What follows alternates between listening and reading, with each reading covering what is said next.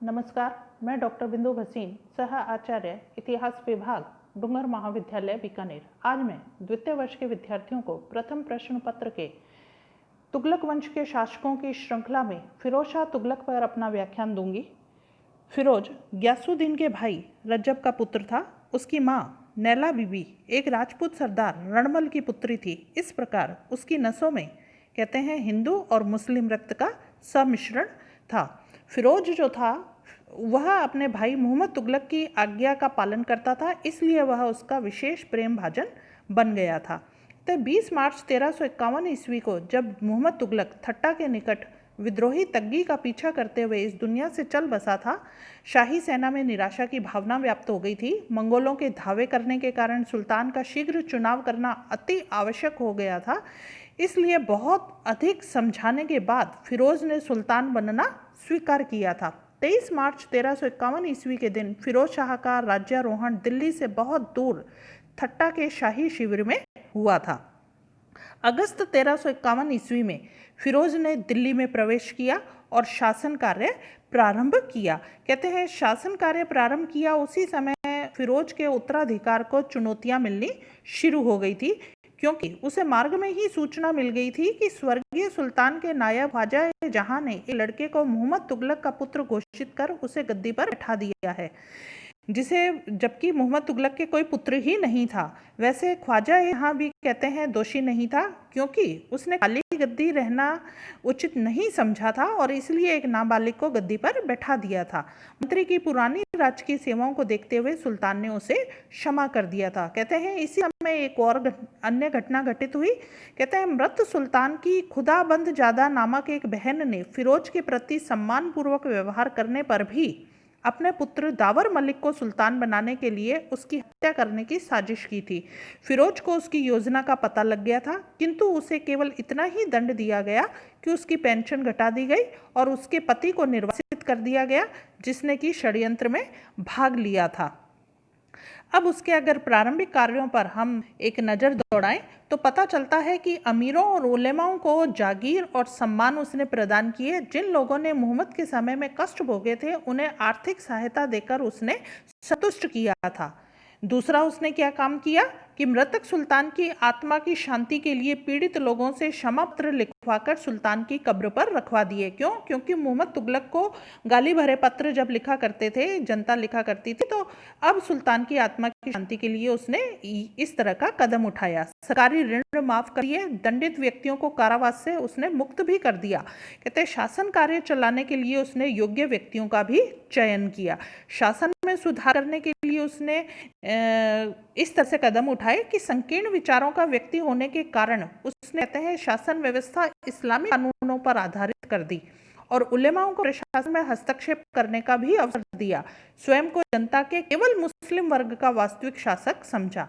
उसने राजस्व सुधार किए। कहते ख्वाजा हिसामुद्दीन को राज्य की अनुमानित आय का विवरण तैयार करने का कार्य सौंपा था।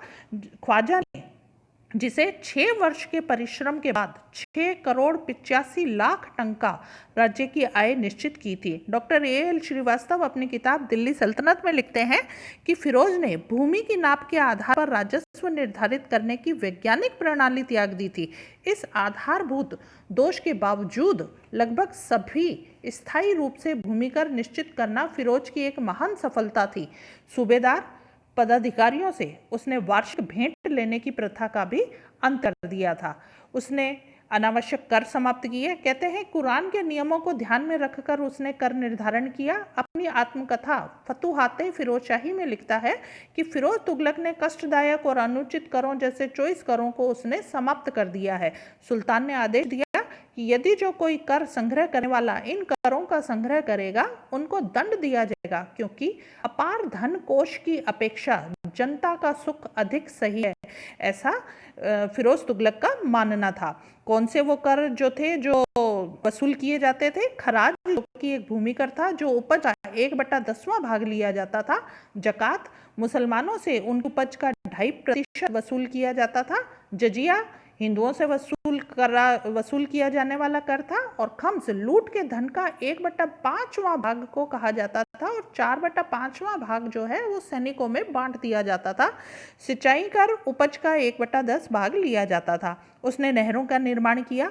पूर्वी पंजाब में कृषि को प्रोत्साहन देने के लिए 2 नहरें रजिया और उलुगर वानी बनवाई और उसने जो 5 नहरों का और निर्माण किया उसमें कहते हैं यमुना से हिसार तक की नहर की लंबाई 150 मील थी। दूसरी जो नहर का निर्माण किया उसने वो थी सतलज से घग्गर तक की नहर जो कि 96 मील थी। तीसरी सिरमौर की पहाड़ियों से हांसी के बीच के प्रदेश तक की थी और चौथी घग्गर से नव स्थापित नगर फिरोजाबाद तक की थी और 5वीं उसने यमुना से फिरोजाबाद तक की नहर बनवाई। कहा जाता है कि 160 कुएं भी उसने खुदवाए, नदियों पर 50 बांध भी बनवाए और तालाबों का निर्माण भी करवाया। उसने 1200 फलों के बाग लगवाए। फलों की उपज से कहते हैं राज्य को 1,80,000 टन की अतिरिक्त वार्षिक आय होती थी। उसने 136 कारखाने भी स्थापित किए। यहाँ पर फिर रोजगार प्रदान किया गया। उसने सार्वजनिक हित के कार्यों में जो निर्णय लिए या जो कदम उठाए वो थे कि बेरोजगार लोगों को उनकी योग्यता और शारीरिक क्षमता और रुचि के अनुसार विभिन्न विभागों में नौकरियां दी। उसका कहना था कि जो व्यक्ति जिस कार्य में रुचि लेकर कार्य करता है उसी के अकॉर्डिंग उनको वो कार्य सौंपा जाए ताकि उसका जो कहते हैं आउटपुट है वो ज़्यादा निकले। राजधानी में निर्धन मुसलमानों की सहायता तो उसने दीवान खैरात खोल दिया। दारुल शफा यानी कि चिकित्सालय की भी उसने स्थापना की। सार्वजनिक निर्माण कार्यों में उसने जौनपुर, फतेहाबाद, फिरोजाबाद और हिसार आदि नए नगरों की नींव डाली। अलाउद्दीन के समय के 30 पुराने बागों का उसने जीर्णोद्धार करवाया। वुल्जले हेग लिखते हैं कि उसे निर्माण कार्यों का इतना अधिक शौक था कि वह रोमन सम्राट ऑगस्टस से बढ़ा चढ़ा नहीं तो कम से कम उसके समान अवश्य था। फरिश्ता कहते हैं कि निर्माण कार्य फिरोज का मुख्य व्यसन था। न्याय व्यवस्था की अगर हम बात करें तो वो कहता है अंग भंग की सजा देना सुल्तान को नहीं चाहिए क्योंकि खुदा के बंदों को कुरूप बनाना या अपंग बनाना उसके अधिकार क्षेत्र में नहीं है। वह अपनी आत्मकथा फतुआते फिरोजशाही में लिखता है कि अपराधियों को पहले राजाओं के समय में बहुत यातनाएं दी जाती थी। महान और दयालु ईश्वर ने मुझे प्रेरणा दी है कि मैं मुसलमानों को अनुचित रूप से मारे जाने से रोकूं। V.A. स्मिथ उसकी प्रशंसा में लिखते हैं कि उसका एक सुधार अंगों को काटना, यातनाओं का अंत करना पूर्णतया प्रशंसनीय है। उसके शासनकाल में तत्संबंधी आज्ञाओं का काफी हद तक पालन किया गया होगा। अब हम अगर बात करें शिक्षा और साहित्य के बारे में तो उसने शिक्षा और साहित्य को भी प्रोत्साहन दिया। उसने दिल्ली में सबसे बड़ा मदरसा बनवाया जिसमें प्रकांड विद्वान जलालुद्दीन रूमी की अध्यक्षता में अनेक विद्वान शिक्षा प्रदान करते थे। वह कहते हैं कि सुल्तान की खुद की भी इतिहास में विशेष रुचि थी। बरनी और शम्स सिराज अफीफ दोनों ही उसी के संरक्षण में थे और उन्होंने अपने ऐतिहासिक ग्रंथ लिखे थे। वह स्वयं भी एक अच्छा लेखक था। उसने अपनी आत्मकथा फतुआते फिरोजशाही भी लिखी। फिरोज की रुचि और संरक्षण में फारसी साहित्य को प्रोत्साहन भी मिला।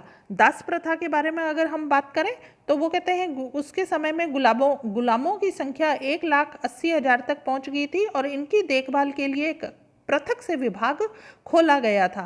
कहते हैं 40,000 गुलाम सदैव सुल्तान की सेवा में रहते थे। गुलामों को कारखानों में, निर्माण कार्यों में भी लगाया।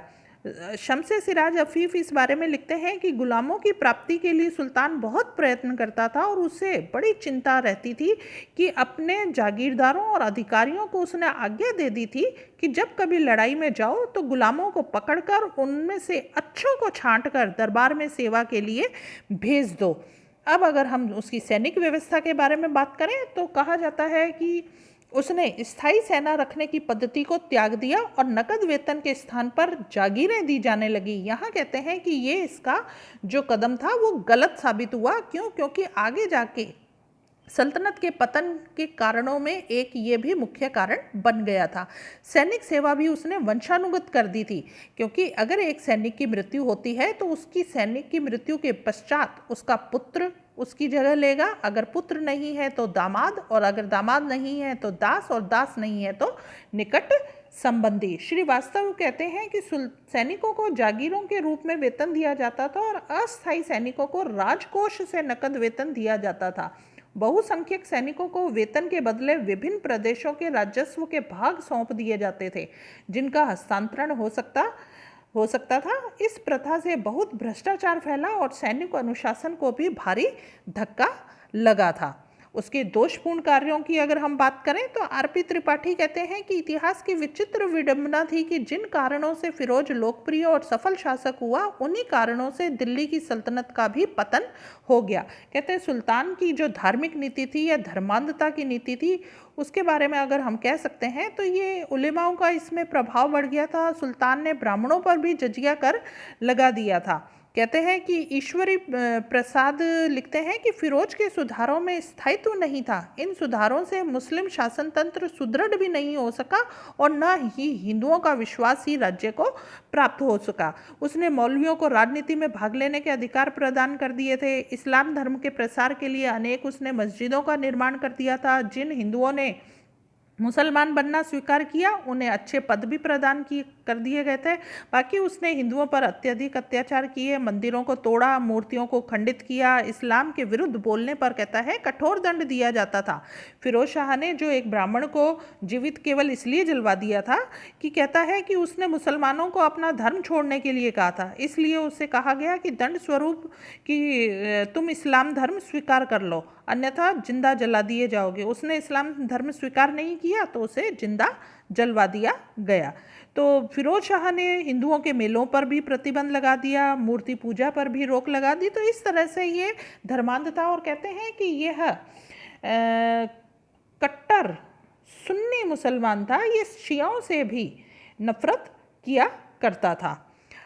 सैनिक शक्ति का शिथिल होना। Doctor AL. श्रीवास्तव कहते हैं कि सैनिक प्रतिभा की बात तो दूर रही, फिरोज में एक अनुभवी सैनिक और सफल सेनानायक के भी गुण नहीं थे। उसने जो भी युद्ध लड़े, उनसे न तो उसकी प्रतिष्ठा में वृद्धि हुई और न ही कोई लाभ हुआ। सेना में वार्षिक निरीक्षण की उसने अवहेलना कर दी, घूसखोरी हो गई, आदि को प्रोत्साहन मिल गया और इस सेवा को भी वंशानुगत बना दिया उसने। 1363 ईस्वी के बाद उसने सैनिक अभियान की इतिश्री कर दी। इस तरह से दिल्ली सल्तनत की सैन्य शक्ति को उसने नष्ट कर दिया। कहते हैं जागीर प्रथा को प्रोत्साहन जो दिया वो भी गलत था। क्यों? क्योंकि जागीरें लंबे समय तक जागीरदार के पास, उसके निजी या उसके विश्वसनीय व्यक्तियों के पास रहने के कारण वह भी सल्तनत के विरुद्ध, सुल्तान के विरुद्ध विद्रोह करने में हिचकिचाते नहीं थे। दास प्रथा, दास भी ऐसे ही थे कि ये भी राजनीति में रुचि लेने लग गए थे और जैसे ही पता लगता कि अगर सुल्तान थोड़ा सा भी कमज़ोर हो रहा है तो वो सुल्तान के विरुद्ध संघर्ष या विद्रोह कर बैठते थे। धन्यवाद।